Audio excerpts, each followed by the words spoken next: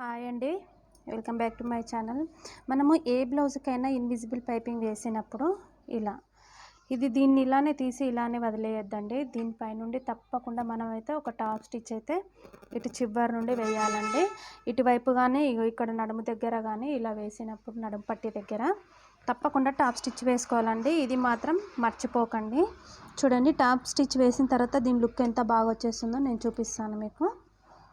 ఇప్పుడు ఈ top stitch వేసాం కదండి, అలాంటప్పుడు ఈ లైనింగ్ క్లాత్ను కొంచెం బయటకు లాగినట్టు పట్టేసుకోవాలండి. ఇలా లాగినట్టు పట్టేసుకుంటే మనకు ఫినిషింగ్ అనేది నీట్గా ఉంటుంది. ఇది బాగా వచ్చేస్తుంది అనమాట, ముడతలు ఏం రాకుండా నీట్గా ఉంటుంది. చూడండి, ఇప్పుడు మీకు ఈ కొంచెమే కదా ఎంత నీట్గా కనబడుతుంది టాప్ స్టిచ్ వేస్తే. ఇటువైపున ఇలానే ఉంటుంది. ఇక మనం వేయకుండా అలానే మర్చిపోతే ఇలా ఉంటుందన్నమాట.